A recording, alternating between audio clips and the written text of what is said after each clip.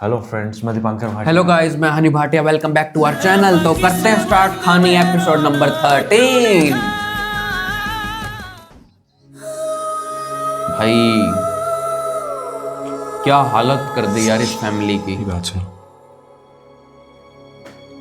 ये उतारने की कोशिश मत करना, मुझे बहुत बुरा लगेगा। ये क्या आंसू क्यों बहा रही हो? बस कर दो! बस कर दो! अरे कुछ तो ऐसा छोड़ दो उसके बाप के सामने उसकी! कुछ तो छोड़ दो!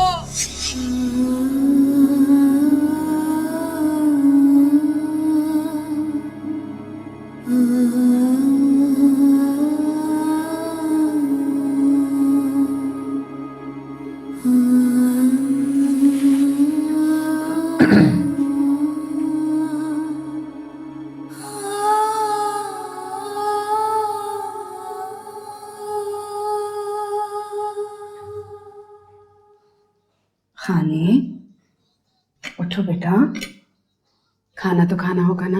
उठो। मुझे भूख नहीं है। बेटा भूख तो किसी को भी नहीं है,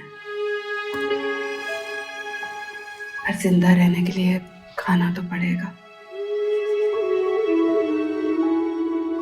क्या जिंदा को रहना चाहता है?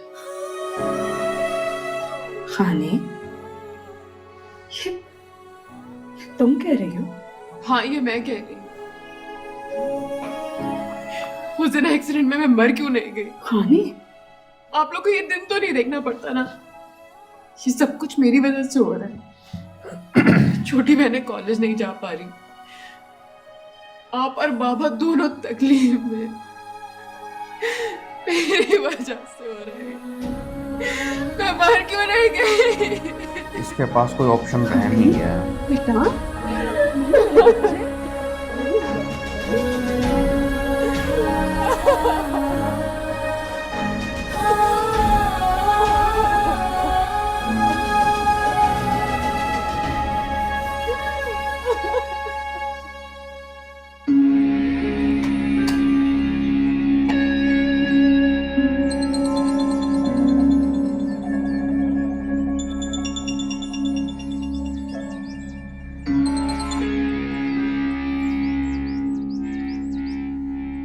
हेलो।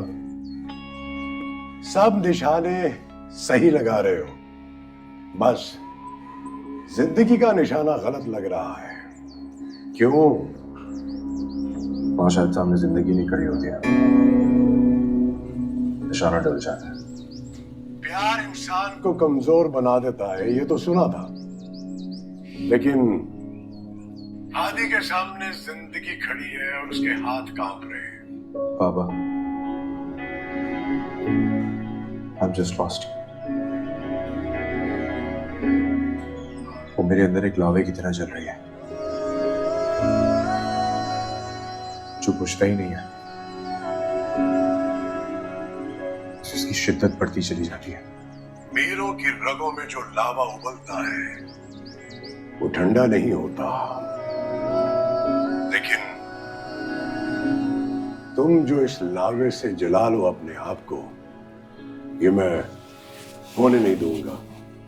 इसीलिए तुम्हें समझा रहा हूं बेटा, खानी तुमको मिलेगी, जरूर मिलेगी, ये मेरा वादा है।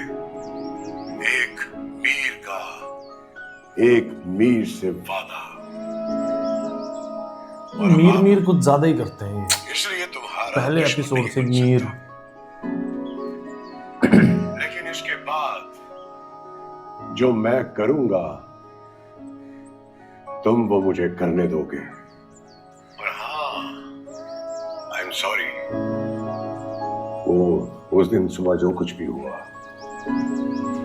Thank you Baba. बाय।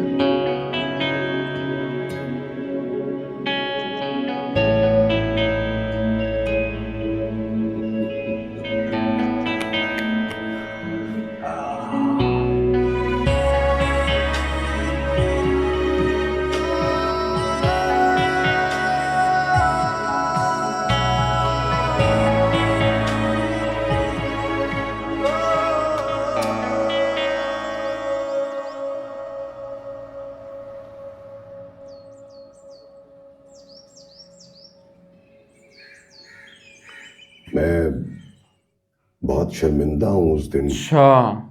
जो कुछ भी आप लोगों के घर में हुआ। बेटे को मार के दुखी होते हो, बेटी की इज्जत खराब करके शर्मिंदा।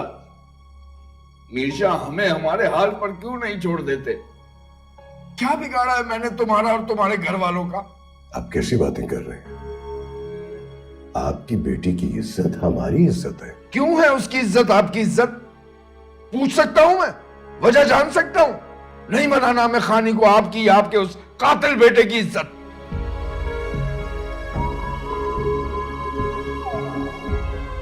मैं हाथ नहीं जोड़ सकता, वरना हाथ जोड़कर आपसे कहता माफ कर दे हमें, मत आया करें यहां बार बार। सलमान साहब, मैं समझ सकता हूं आप जो भी कह रहे हैं, लेकिन यकीन मानिए हम ये सब कुछ जिदबाजी में नहीं कर रहे, बल्कि शायद अपनी नदामत की वजह से कर रहे हैं। और अब तो मेरे बेटे का प्यार भी इसमें शामिल हो गया है। नदामत? इस लफ्ज का मतलब भी जानते हैं आप? जब आपका बेटा और बीवी यहां आए थे ना, तो उनकी नजरों में दूर दूर तक कहीं नदामत नहीं थी। सिर्फ और सिर्फ पावर का गुरूर था।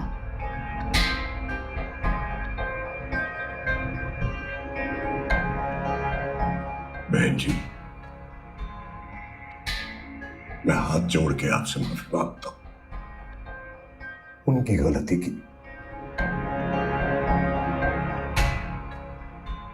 आप यकीन करें, मेरा मकसद आपकी परेशानियों को कम करना है।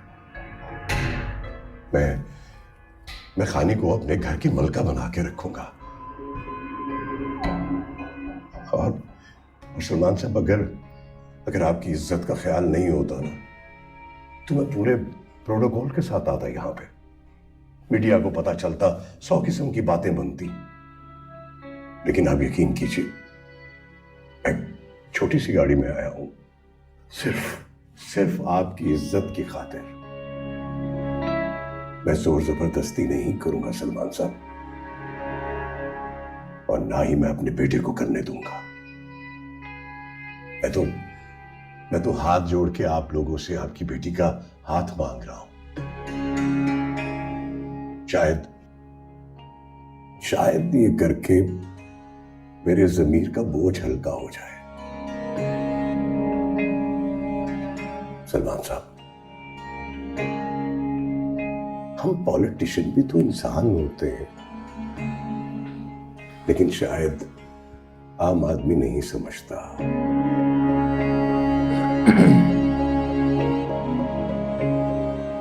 हमारे खानदान में कभी भी किसी ने किसी से ज्यादती नहीं की है।